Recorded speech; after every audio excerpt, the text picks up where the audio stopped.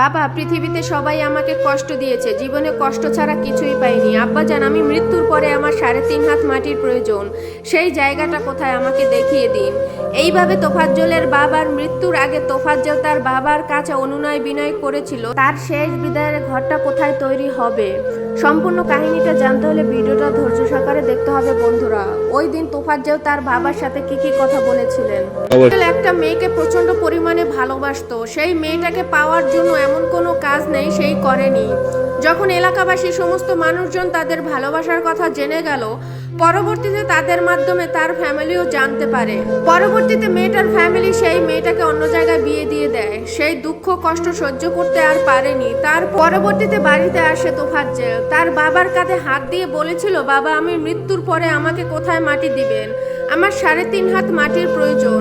আমি মৃত্যুর আগে আমার মাটি কোথায় হবে সেই জায়গাটি আমি দেখে যেতে চাই। তখন তোফাজ্জলের বাবা এই কথাগুলো শুনে তোফাজ্জলকে বলেছিল, বাবা, তুই এগুলো কি বলতেছিস? তোর কি হয়েছে? তখন তোফাজ্জল বলে, বাবা, পৃথিবীতে সবাই আমাকে কষ্ট দেয়, জীবনে আমি কষ্ট ছাড়া কিছুই পেলাম না, তাই মৃত্যুর আগে আমার শেষ সমাধিটা দেখে যেতে চাই। এই কথা বলে তোফাজ্জল কান্নায় ভেঙে পড়ে। পরবর্তীতে তোফাজ্জলের বাবা হাত বাড়িয়ে দেখিয়ে দিল যে এটাই হচ্ছে আমাদের পারিবারিক কবরস্থান। তুমি আমি মারা গেলে এখানেই আমাদের শেষ সমাধি হবে।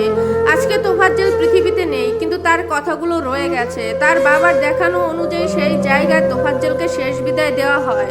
তোফাজ্জলের জানাজায় শত শত মানুষ, অথচ আপনজন বলতে কেউই ছিল না সেই জানাজায়। তোফাজ্জলকে যেদিন হত্যা করা হয়েছিল ওই দিন তাকে লাঠি দিয়ে পিটাতে পেটাতে মাটিতে শুইয়ে দেওয়া হয়। এক পর্যায়ে তোফাজ্জলের হাতের ভিতরে লাঠি দিয়ে দুই পাশ থেকে দুই ব্যক্তি পা দিয়ে চাপ দেয়। তোফাজ্জলের চিৎকারে আকাশ বাতাস ভারী হয়ে ওঠে, কিন্তু তাদের মন গলাতে পারেনি ওই নরপশুরা। যেই নরপশুর মোবাইলের কারণে তোফাজ্জলের জীবন দিতে হয়েছে, সেই নরপশুর সোশ্যাল মিডিয়াতে এসে বলেছে, আবেগের কারণে পিটিয়েছি। এখন আপনারাই বলেন, ওকে যদি পিটিয়ে এইভাবে হত্যা করা হয় তাহলে হয়তোবা এর বিচার হবে, তা না হলে এর হত্যার বিচার কখনোই হবে না। যেসব ঘাতকরা এই হত্যাকাণ্ডের সাথে জড়িত আছে তারা হয়তোবা 1 মাস 2 মাস জেল খাটবে, পরবর্তীতে তারা কিন্তু টাকার বিনিময়ে জেল থেকে বেরিয়ে এসে আবার অপকর্মে লিপ্ত হবে।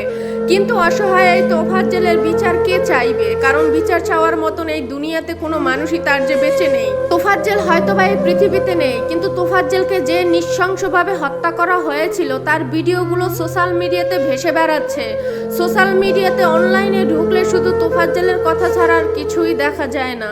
তোফাজ্জলের কথাগুলো যখন মনে পড়ে আমার নিজের বুকটাই ফেটে যাচ্ছে। তাহলে তার আপনজন যদি থাকতো তাহলে তাদের কি অবস্থাটা হতো? তার আপনজন হয়তোবা এই পৃথিবীতে নেই। আমরা শুধু পারবো তোফাজ্জলের জন্য দোয়া করতে, আল্লাহ তাআলা যেন তাকে জান্নাতবাসী করে।